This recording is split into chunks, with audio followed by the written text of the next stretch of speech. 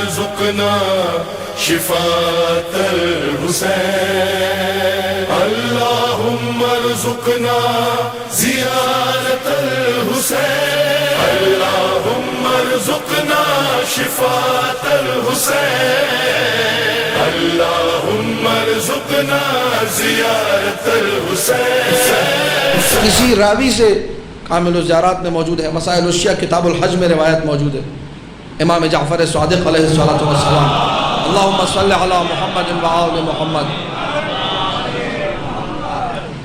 اس نے آگے خود سے بتایا کہ مولا میں نے جو ہے 19 حج کر لیے ہیں. کتنے؟ 19 حج کر لی. تو مولا نے کہا ایک اور کرو 20 ہو جائیں گے، تب جا کے حسین کی ایک زیارت کا ثواب ملے گا.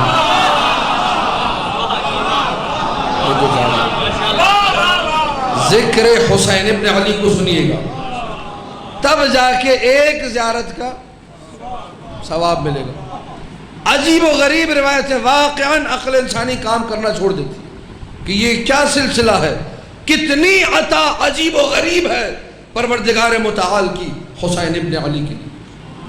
عقل سمجھ نہیں پاتی.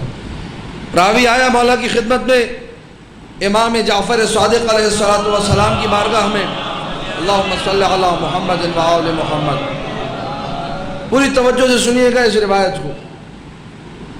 امام حی، زندہ امام معصوم کی خدمت میں آیا، اور امام کیا کہہ رہے ہیں، لب و لہجہ دیکھیے، روایت دیکھیے، اور اپنے سر کو پکڑ کے بیٹھ جائے کہ میں چھوٹا ہوں، میرے ظرف میں کمی ہے، میرے اندر طہارت کی کمی ہے، میں کمزور ہوں، میں ان باتوں کو اتنی جلدی ہضم نہیں کر پاؤں گا. اس نے بھی ہضم نہیں کیا جس سے مولا نے کہا تھا، جو مولا کی نگاہوں کے سامنے تھا. مولا نے کہا کتنا اچھا ہوتا تم اس عمل سے، کس عمل سے؟ جعفر صادق کی زیارت، زندہ امام کی زیارت، اس سے زیادہ افضل عمل انجام دیتے.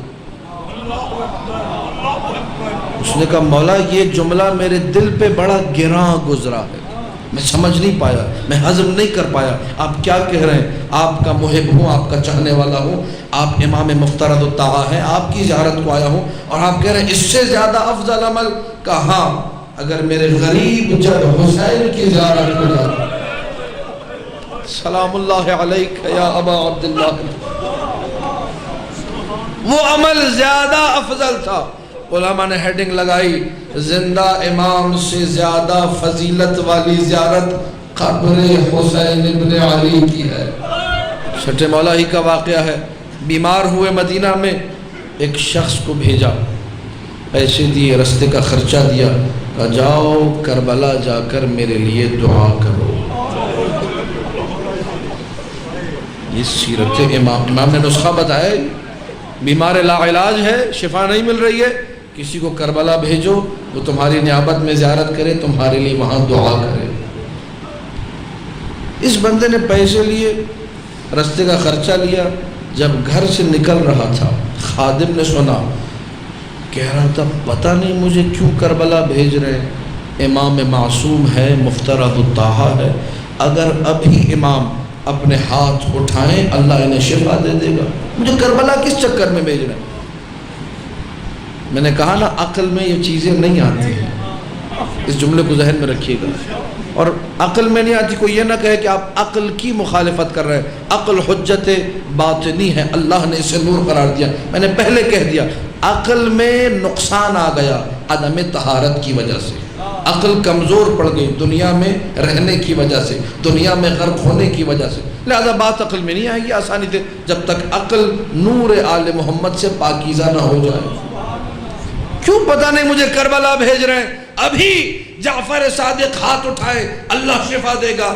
ظاہر چلا گیا، نوکر نے آ کے بتایا مولا کو، خادم نے بتایا مولا آپ نے جسے پیسہ دیا، جسے زیارت کے لیے بھیجا، وہ تو یہ کہہ رہا تھا. کہا وہ صحیح کہہ رہا تھا، اگر ابھی میں ہاتھ اٹھا دوں اللہ ابھی مجھے شفا دے گا، لیکن اسے یہ نہیں پتا اللہ نے روئے زمین پر ایسی جگہ قرار دی ہے جہاں جعفر صادق کو بھی اپنے لیے دعا کرانا اچھا لگتا ہے.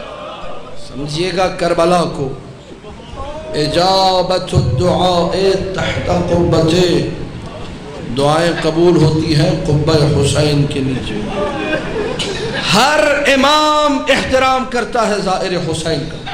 ابو ہاشم جعفری کو 10ویں مولا نے بھیجا زیارت کے لیے، وہ گیا، جب واپس آیا امام گھوڑے پر سوار تھے، جیسے ہی پتہ چلا ابو ہاشم جعفری کربلا سے واپس آیا، ظاہر حسین ہے، مولا گھوڑے سے نیچے اتر آئے، کہا میں ظاہر حسین کے احترام میں اتر آؤں، احترام ظاہر حسین۔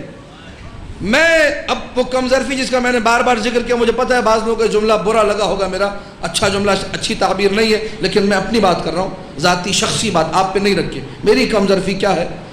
امام ظاہر حسین کا، امام معصوم ظاہر حسین کا استقبال کرتے ہیں۔ میرے علاقے سے ظاہر جاتا ہے، میں استقبال نہیں کرتا، کہتا ہوں میرے سے ستارے نہیں ملتے، میرے سے معاملات خراب ہیں، میرے سے جھگڑا ہے، میں ظاہر حسین کا عنوان بھلا دیتا ہوں، اپنے جھگڑے کو آگے لے آتا ہوں۔ ہاں اب بولیے یہ کم ظرفی ہے یا نہیں ہے؟ حسین ابن علی کی زیارت جو اتنی عظیم زیارت ہے کہ امام معصوم نے فرمایا من زار حسین ابن علی فی کربلا کان کمن زار اللہ فوق عرشہ، جس نے کربلا میں حسین کی زیارت کی وہ اس کی مانند ہے جس نے عرش پر اللہ کی زیارت کی۔ ہم لوگ جب مشی کرتے ہیں نجف سے کربلا، جب میں پہلی مرتبہ چلا 2009 میں، بہت سارے مصائب جو میں نے ممبر سے پڑھے تھے اور مجھے پتہ ہی نہیں تھا میں نے کیا پڑھا، جب پیدل چلا تو پتہ چلا۔ ہم لوگ جب مشی کرتے ہیں، پیدل چلتے ہیں، جگہ جگہ جدھر پیاس لگی رستے میں پانی منہ کے سامنے ہوتا ہے۔ جو لوگ پہنچ گئے وہ روئے ماتم کرے، وہ لوگ جدھر، جملہ سنیے گا، جدھر تھکاوٹ ہوئی، روڈ کے دائیں بھی روڈ کے بائیں بھی کرسیاں لگی ہوتی ہیں۔ اب جملہ سننا اور اس جملے پہ ماتم کرنا۔ مولا سجاد کا جملہ ہے کہ ہمیں رسیوں میں جکڑ کے لے جایا جا رہا تھا، کلما کسرنا عن المشی ضربونا، جب ہم چلتے چلتے تھک جاتے تھے جیسے ہی رکتے تھے کوئی کوڑا مارتا تھا، کوئی نیزے کی آنی چبھو۔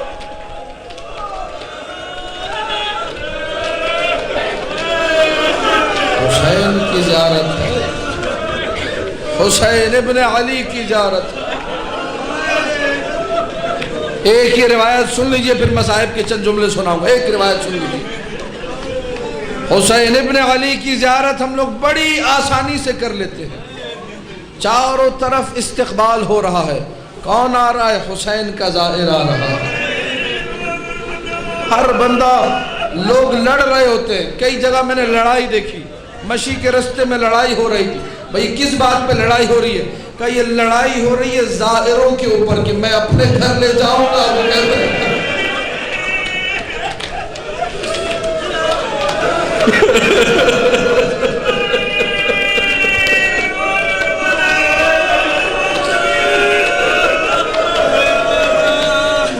سمجھ میں آ رہی ہے آل محمد کی مظلومیت، سمجھ میں آ رہا ہے آل محمد کا درد۔